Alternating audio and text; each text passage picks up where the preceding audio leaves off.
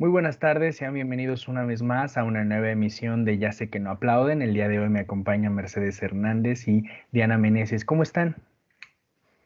Muy bien, Alexis, gracias por la invitación otra vez. ¿Cómo están ustedes? Yo muy bien, muchas gracias. Igual un día más de programa y con un tema bastante interesante. Hay que abordar la seguridad, hay que abordar el problema de todos los días del país, que es el narcotráfico. Entonces, creo que será un programa que vale la pena escuchar y hay mucho que discutir. Sí, la seguridad parece ser nuestra peor condena, porque vivimos en su contraparte, en la inseguridad. Antes de entrar en materia, me gustaría dedicar los primeros minutos de este programa a un sensible fallecimiento. El republicano John Lewis murió la semana pasada derrotado por el cáncer de páncreas.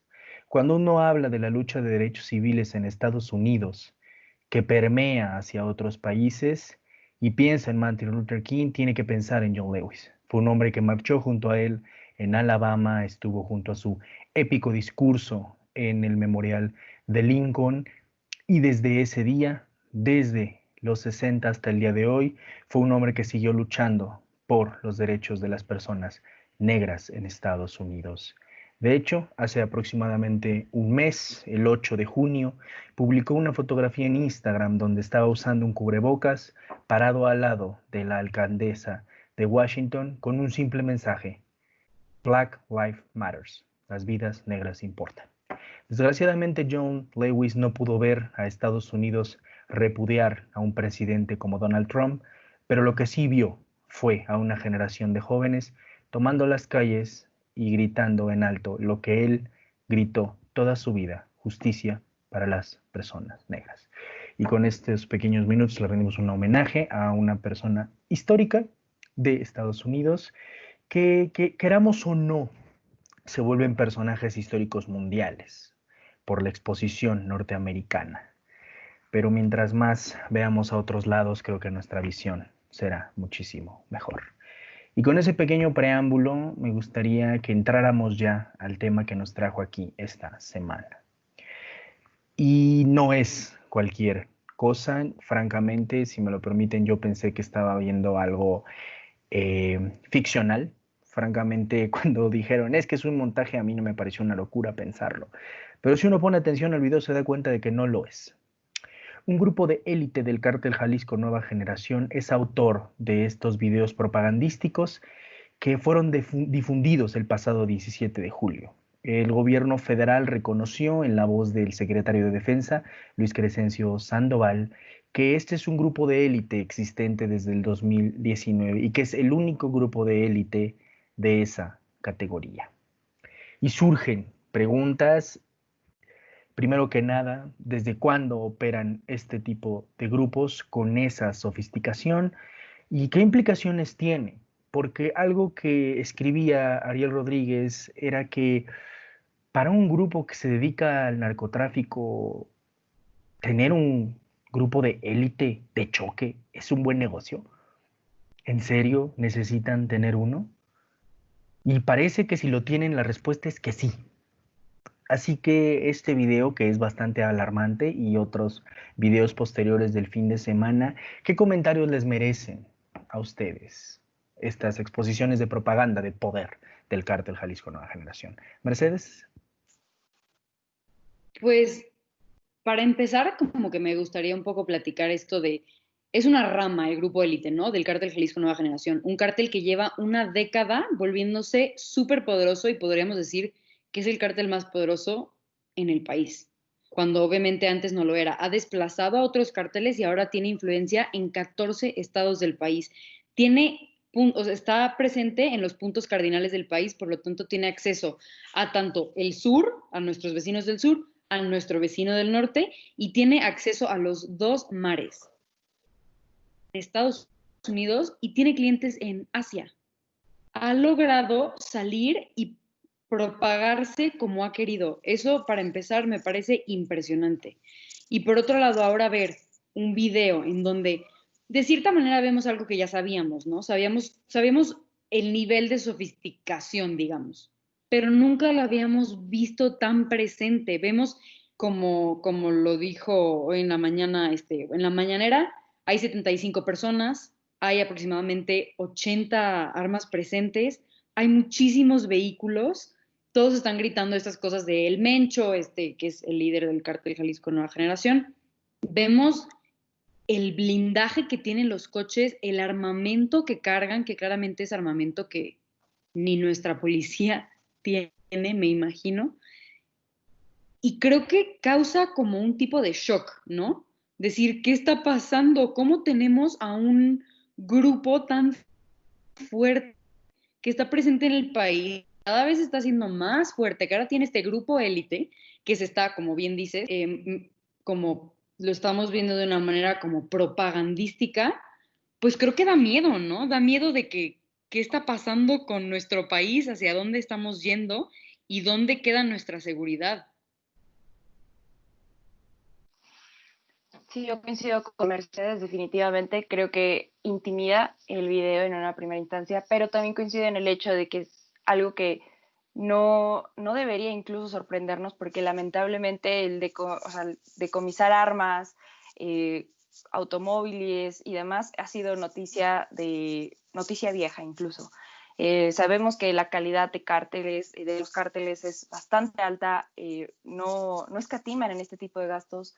Y respondiendo a tu primer comentario, Alexis, que decías cuál es la necesidad de que estén tan bien armados, parece necesario o no, a mí me atrevería a decir que no es que sea necesario, pero es una buena estrategia de disuasión. El gobierno puede verse intimidado o no, como refirió Durazo en esta afirmación de que no existe quien se atreva o quien pueda rebasar las fuerzas federales, ¿no?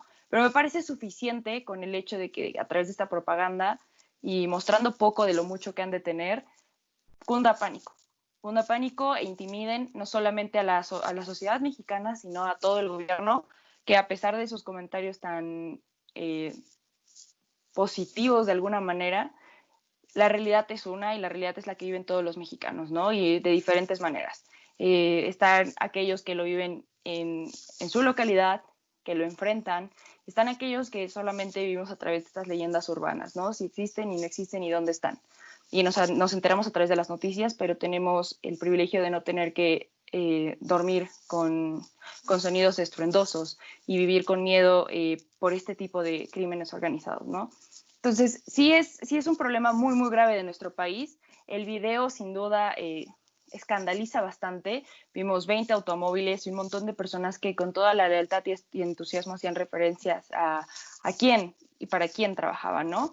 Que es el Mencho. Que recordemos que la DEA no ofrece nada menos que $10 millones por información o su captura. Es decir, que es uno de los líderes más peligrosos de narcotráfico y justamente de sustancias químicas que se van a Estados Unidos, ¿no? El mercado, como lo mencionaba Mercedes, del cártel Jalisco Nueva Generación es tan amplio que es una transnacional como tal y no deja de ser un mercado totalmente ilícito al cual no se le ha podido hacer frente. Y es muy curioso cómo es que sí, el hartazgo social es tal que recientemente en Parametría estaba una cifra muy interesante, ¿no? Que el 57% de los mexicanos preferiría que se dejara de perseguir al narcotráfico con tal de tener un poco de paz. Y entonces uno se pregunta, ¿cuál es la verdadera solución? ¿Enfrentarlo? Ya tuvimos un presidente que declaró esta guerra que nos trajo más muertes que nada, ¿no? Y hemos tenido también administraciones que prefieren, como la actual, ¿no? No declararlo de frente, pero ser sustanciosos con los comentarios y creer que con una Guardia Nacional es suficiente. Claro, trae Mercedes primero el tema del miedo y lo trae Estudian el tema de la disuasión y prácticamente el cártel Jalisco Nueva Generación ya está operando en estos términos. No solo es infundir miedo a la población, también es infundir miedo, ¿no?, al gobierno. Y no solo con un simple video. Hay que recordar que el 26 de junio el cártel Jalisco Nueva Generación atentó contra el secretario de Seguridad Pública en la Ciudad de México, contra Harshuf. No ha pasado ni un mes desde el atentado contra él, que fue una derrota para el cártel no haberlo asesinado y provocó la detención de muchísimas personas y prácticamente una cacería de brujas en la Ciudad de México. No me sorprende que esta sea una segunda acción, que no pueden leerse como separadas, deben leerse como una misma estrategia. El cártel Jalisco Nueva Generación ya está tomando su papel como el grupo armado más fuerte, más poderoso del país. El cártel de Sinaloa, después de la caída de El Chapo, se diluye, se parte en dos y prácticamente su estructura se empieza a mermar, obviamente. Sin embargo, como en este programa lo he dicho muchísimas veces y especialistas lo han dicho, el vacío de poder no existe. Cuando automáticamente una figura fuerte desaparece, llega alguien a ocupar ese lugar. El vacío de poder entonces es una ficción, jamás existe. Siempre alguien lo ocupará. Y el cártel Jalisco Nueva Generación ha llegado a ocupar el puesto de que tenía el cártel de Sinaloa y el Mencho ha llegado a ocupar el cártel que era del Chapo.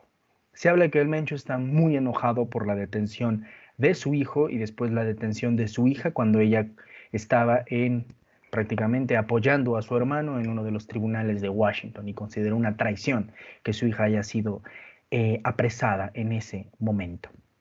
Y llegamos al tema del gobierno, que Diana lo tocó de pasada, pero del cual tenemos que hablar, porque el gobierno mexicano decide tener una respuesta que en un principio parecía moderada, está bien, no vamos a salir a declarar la guerra ni a dar declaraciones muy estruendosas, pero después empieza la idea de decir de que era un montaje. Y yo bromeaba al principio diciendo que al principio sí lo parece, porque te impacta mucho y te sorprende, pero cuando te pones a verlo te das cuenta que no es así. Y el gobierno parece que sigue queriendo vivir en una ficción, en la ficción en la cual si dicen que el problema del narcotráfico no es un problema, desaparece, no existe. López Obrador sigue obsesionado con la idea de que su voz es la que crea realidad política, pero desgraciadamente su voz no elimina la realidad que ya está en la calle. Puede que su voz cree otras realidades, es cierto, lo ha demostrado políticamente, pero no elimina la que ya está. No por decir que el narcotráfico no existe, deja de existir. No por decir que las mujeres son protegidas en su gobierno, las mujeres son protegidas. No por decir que la pandemia ya está controlada, quiere decir que la pandemia ya está controlada. El golpeteo de realidad vuelve una y otra vez al presidente. Y es aquí donde les pregunto, ¿qué opinan de la respuesta del gobierno? ¿Qué opinan de la respuesta de decir sí es un grupo armado, pero pues no nos preocupemos porque pues nada más es uno, es un grupo de élite pequeño que obviamente no sobrepasa las fuerzas del ejército? ¿Qué decir de la respuesta del gobierno mexicano? Mercedes. Creo que al gobierno le falta un golpe de realidad. O sea, tiene que enfrentar la realidad ahora. Creo que vale la pena citar a Durazo en su segundo tuit del 17 de julio, donde pone que manifestamos que no hay grupo criminal alguno con capacidad para desafiar exitosamente a las fuerzas federales de seguridad, y mucho menos a partir de ese evidente montaje. Uno está diciendo que es un montaje, está pretendiendo que no es suficientemente fuerte lo que estamos viendo y real, y por otro lado nos está asegurando, creyendo que vamos a estar tranquilos, con que no hay un grupo criminal que pueda desafiar a las fuerzas federales. No sé, creo que tengo mis dudas, creo que todos tenemos nuestras dudas al respecto. Es lo que dices, Alexis. Por un lado, no queremos otra vez un Felipe Calderón, pero tampoco queremos un gobierno que cierre los ojos y que deje que un cártel se lleve pedazos del territorio enteros. O sea, está operando como empresa, está operando como gobierno que está buscando este cártel Jalisco Nueva Generación. Realmente, nosotros normalmente pensamos que el crimen organizado solamente está buscando este fin económico, poder llevar a cabo sus transacciones como quiera, donde quiera. Lo peligroso es cuando ya está metiendo como algún componente como de gobernabilidad en México. Creo que eso es lo que a mí me preocupa, que con esta estrategia de conseguir terreno simplemente por un ámbito económico, se llegue más allá y se ocupe ese territorio de verdad, que en realidad el cártel empieza a incidir en temas políticos y sociales del país. Digo, no me quiero adelantar, definitivamente no me quiero adelantar, pero es algo que realmente me preocupa porque es lo que tú dices, el vacío de poder no existe, el vacío de poder van y lo toman, el cártel va y lo va a tomar, el gobierno lo deja y el cártel lo va a tomar. Y esto es realmente preocupante. Es muy, muy preocupante para el país a lo que puede llegar. Entonces, el gobierno no puede estar pretendiendo que esto no está ocurriendo y que esto no es importante. Tiene que empezar a ver qué estrategias puede hacer para frenar este tipo de grupos que son realmente peligrosos?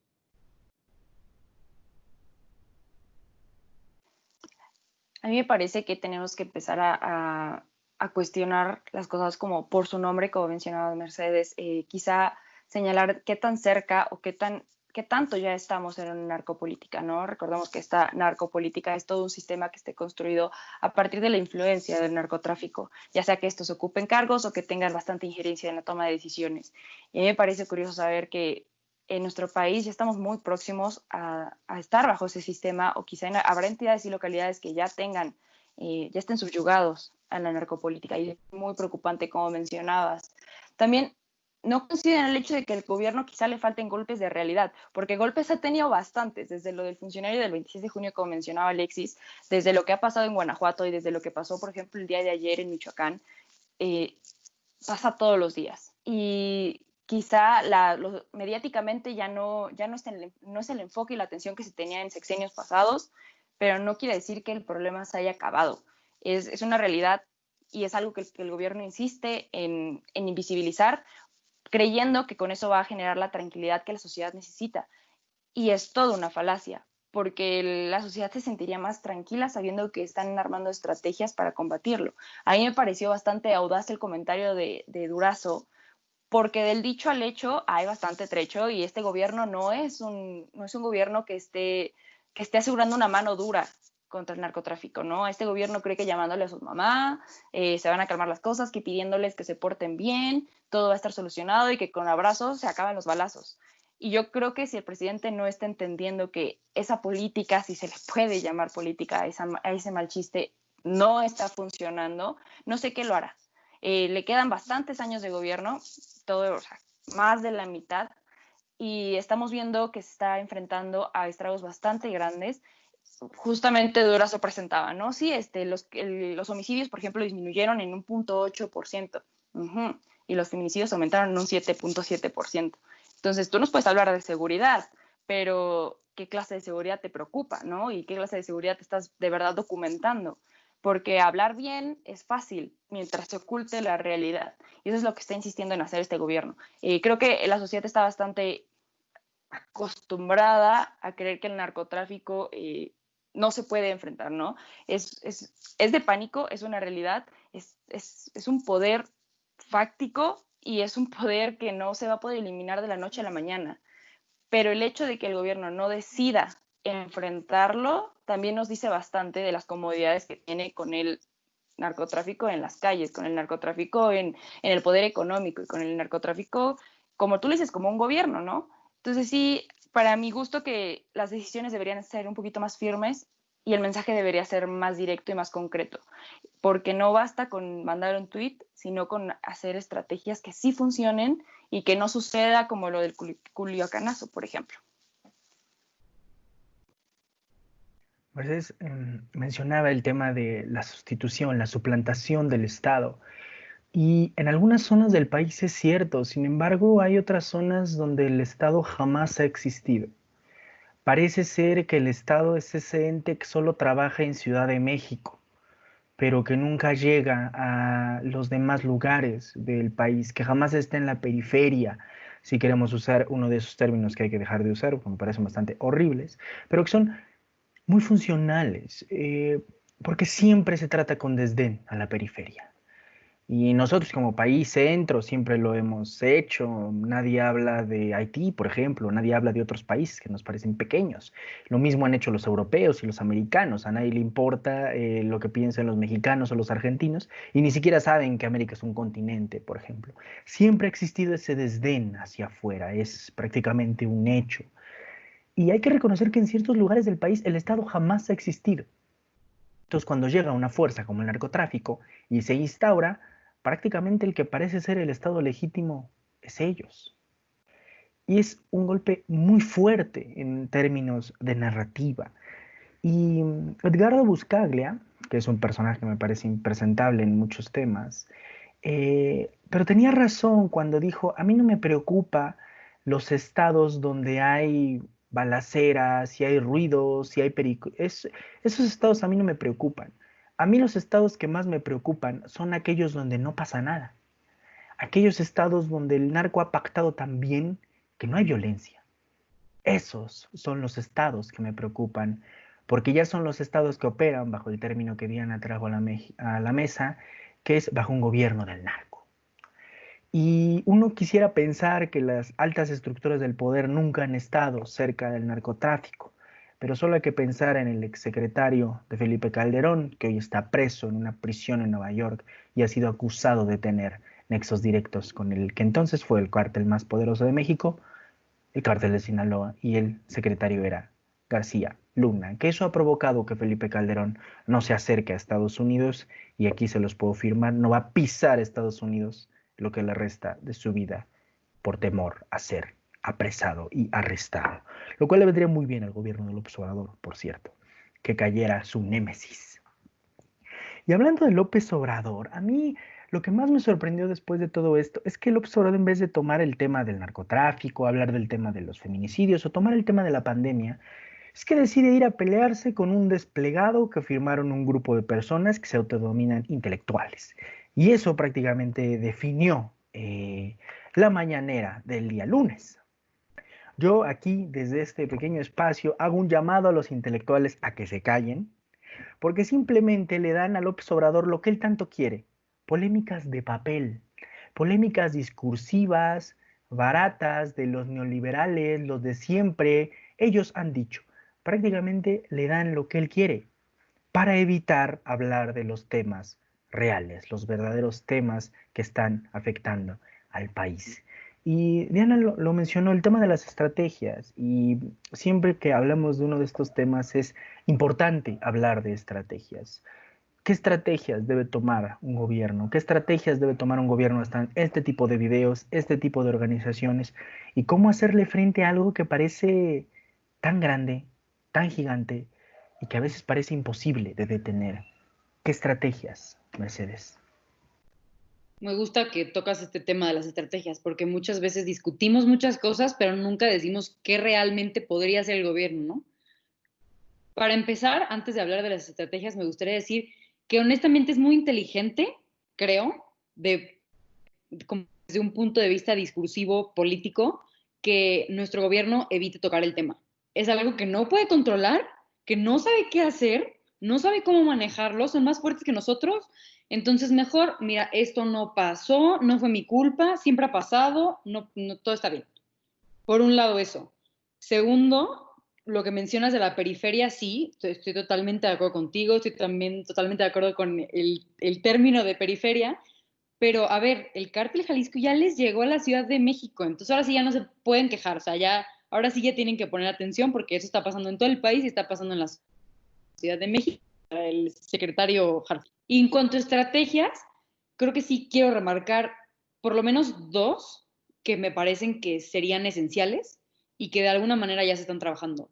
La primera es la cooperación bilateral con Estados Unidos, de donde vienen las armas, de donde hay una muy buena inteligencia que podría dar a conocer cómo operan estos grupos.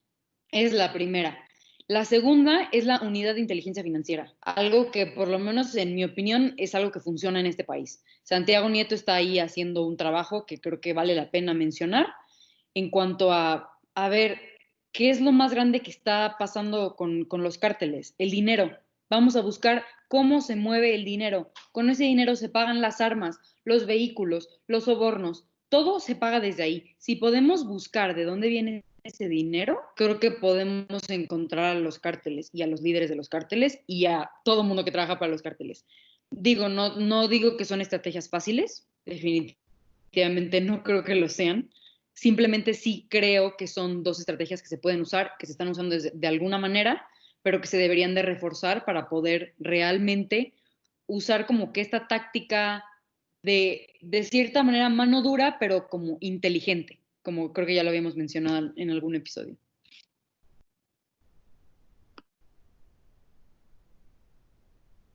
Yo coincido totalmente con Mercedes en cuanto a los fines económicos, pero me causa mucho ruido que aunque exista la estrategia, por ejemplo, después de la detención del Chapo, ya la sentencia y demás, siguen sin aparecer los 12,000 millones de dólares que se supone que el gobierno está exigiendo, ¿no? Mismos que según Andrés Manuel López Obrador va a pedir que Estados Unidos le entregue para ya entonces dárselo a los pobres. Y no existen los recursos, no los encuentran, ¿no? Nada más tienen el yate que se llama El Chapito, el zoológico en Guadalajara, entre otras pequeñeces en comparación del gran recurso del que constaba el Chapo, por ejemplo, y a la par todo el cártel de Sinaloa. Entonces, me parece muy buena estrategia tratar de cortar de raíz los recursos y todos los insumos a los que pueden tener acceso estas células delictivas y estas organizaciones de crimen organizado para poder funcionar, ¿no? Porque, como bien se dice, ¿no? El dicho, con dinero, pues todo se mueve. Pero me parece insuficiente que solo una institución, y por ejemplo en México, como sabemos que funcionan nuestras instituciones, se haga cargo de toda esta chamba, porque aunque sí una vez la detención y lograda toda esta investigación se puede hacer un corte definitivo o parcial, no es suficiente porque no es como que no tengan dinero enterrado hasta por las plantas. Entonces, es de cuestionar qué tan eficiente es esta estrategia, sin embargo es de las más óptimas a mi parecer, porque ya no es suficiente o ya no se ha comprobado que no bastó con militarizar las calles, ¿no? Y algo que le encanta a nuestro presidente es que si no manda a Ebrard, manda al ejército y cree que la Guardia Nacional, por ejemplo, es la indicada para solucionar estos asuntos. La realidad es que no. Creo que el presidente tendría que tener un poquito más de fortaleza en su toma de decisiones y cuidar qué es lo que va a hacer en adelante, ¿no? A mí algo que me preocupa muchísimo es que la sociedad no está tranquila con que el ejército se encargue de esto porque saben que pues violaciones de derechos humanos, ¿no? Allá ha sucedido, pero también recordemos que cuando fue lo del Culiacanazo, el presidente por delante con rostro y nombre completo al coronel y al encargado de todo el operativo, ¿no? Esta inseguridad que solamente comprobó que el presidente no quiere las Fuerzas Armadas. Les encanta usarlas, pero no las quiere. Y no le importa costarles la vida, ¿no? Por un trabajo que amerita perderla incluso, ¿no? Enfrentar al narcotráfico. Entonces, perdiendo estas garantías y a sabiendas de que al presidente le encanta usarlos, pero no apoyarlos, entonces tenemos un problema porque entonces, ¿quién se va a encargar de la seguridad, no? Y eso que al presidente le encanta creer que las Fuerzas Armadas pueden con todo. Y ya nos dimos cuenta que no tienen los mejores gadgets del momento. Entonces, es preocupante. Otra estrategia muy interesante sería esta que mencionabas de la cooperación bilateral, porque una frase que recientemente estaba leyendo, ¿no? Cuando Nixon declaró la guerra contra el narcotráfico, contra las drogas en Estados Unidos, dijo, por favor, ya, basta, que quiten el trampolín de las drogas, ¿no? Refiriéndose a México. Y entonces Díaz Ordaz le contestó, bueno, quieren que quitemos el trampolín, quiten la alberca. Y es que la alberca es Estados Unidos. O sea, no puede haber oferta sin demanda. Y eso es una realidad. Y el problema no solamente sucede aquí. Y estoy segura que el armamento que tienen los carteles no es como que sea hecho en México. Entonces, tenemos un problema muy grave que no podemos solucionar solos y tampoco se ha generado solos. El narcotráfico data de muchísimo tiempo. Calcularle la fecha es casi improbable encontrarla. Pero un dato muy curioso es que empezó a llegar a México el cultivo de amapola por tener el recurso para crear las drogas suficientes para los militares en la guerra, militares de Estados Unidos, en la guerra de la Segunda Guerra Mundial. Entonces, creó todo un mercado que se nos salió de las manos y el problema prácticamente no es que no lo hayamos generado nosotros, y claro que es nuestra responsabilidad, pero no tendríamos que ser los culpables de todo este asunto a sabiendas que nuestro gobierno no es que tenga las aptitudes óptimas para enfrentarlo, pero también no es el único encargado de combatirlo, ¿no? Por no hablar de Sudamérica y de cómo es que la FARC y grupos criminales de Colombia vinieron a casi a echarnos asesoría aquí al país. Entonces, creo que es un problema bastante macro para tratar de señalar estrategias micro que la verdad no están teniendo un verdadero impacto y está difícil que lo tenga. Tocan varios temas y en el que más estamos de acuerdo es en el tema de las armas. Y es fundamental que haya un compromiso norteamericano por detener el tráfico de armas, porque las armas no pasan solas, no aparecen de este lado de las fronteras. La patrulla fronteriza y policías y soldados norteamericanos están metidos en el tráfico de armas, porque parecería que los únicos malos son los mexicanos, Parecería que los únicos que andan provocando caos, matando gente, son mexicanos, pero cuando pasa la droga ya, todo el mundo es bueno. Parece que la droga también se distribuye solita, aparece y llega en las manos de los consumidores, tal vez, no sé, ya utilizan Rappi, yo qué sé, ¿no? Parece que todos son buenos y buenas personas en Estados Unidos y no lo es. Hay un tema de corresponsabilidad que América no ha querido aceptar y nunca va a querer aceptar. Y el tema de la inteligencia financiera, y estoy totalmente de acuerdo con Mercedes, hay que seguir el dinero. Y aunque sí, tal vez tengan dinero en efectivo, las verdaderas sumas de dinero, las que importan, las que tienen tantos ceros que ni sabría yo qué número dicen, esas se mueven a través de los bancos. Así de sencillo. Y está el tema de los bancos. Los bancos han trabajado con los grupos criminales y han ocultado el dinero de los grupos criminales. También los bancos y las instituciones financieras, las grandes, tienen mucha responsabilidad que no han querido aceptar y no van a querer aceptar. Y también, si se le va a hacer frente a instituciones financieras con ese poder económico, no se le puede hacer solo como país. Necesitas apoyo de otros países que estén dispuestos a combatir de raíz el problema y que los bancos acepten sus propias responsabilidades.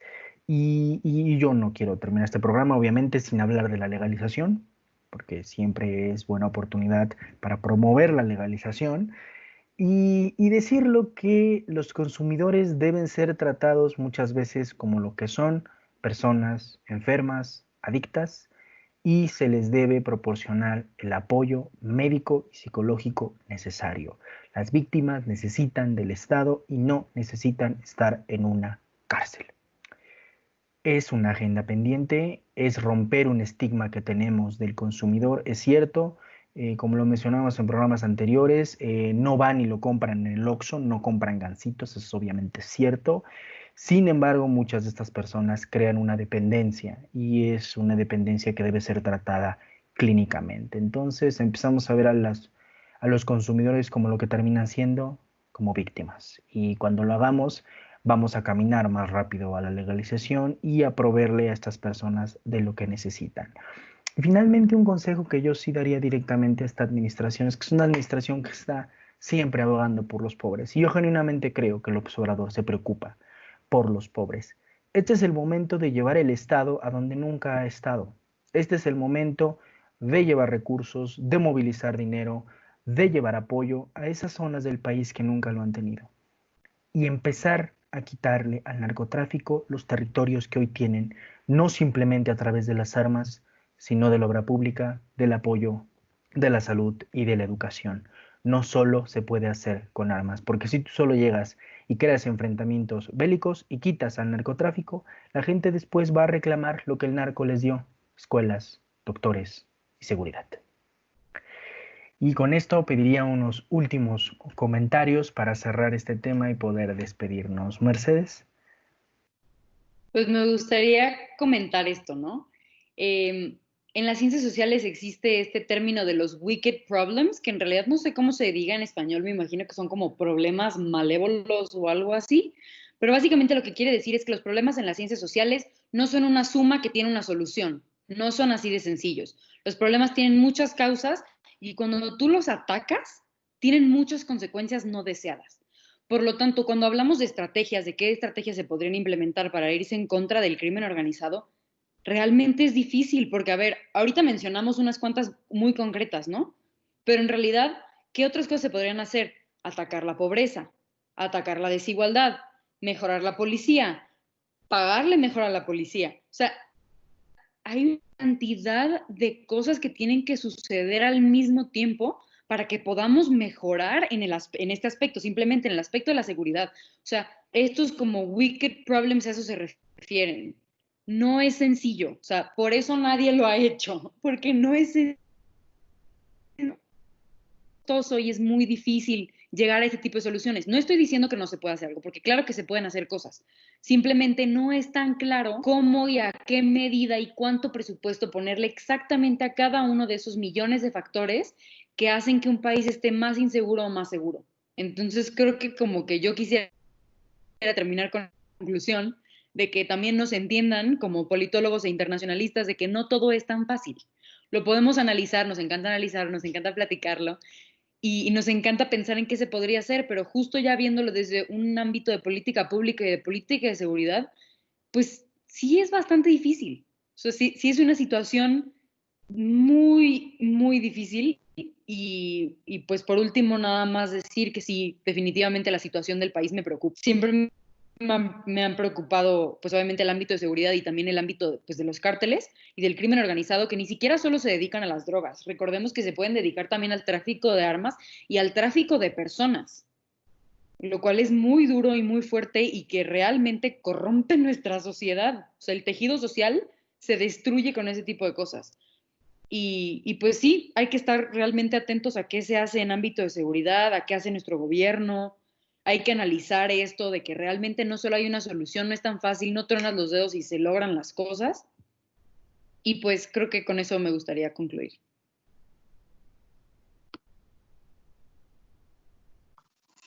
A mí igual me encantaría concluir con el hecho de que es importante que pues como sociedad dejemos de normalizar que estos problemas son de todos los días. Quizás sí son de todos los días, pero siempre podemos exigir en una rendición de cuentas, exigir acciones concretas, que como decían ustedes, no es que sea fácil y no es que exista un instructivo para combatir el crimen organizado, pero no es posible que el crimen se encuentre más organizado que el mismo gobierno, ¿no? Empezar a pedir que las instituciones coordinen acciones y medidas que sean efectivas, porque no basta con creer que una sola estrategia, un solo programa, una sola política pública va a combatir todo el asunto, como mencionaba.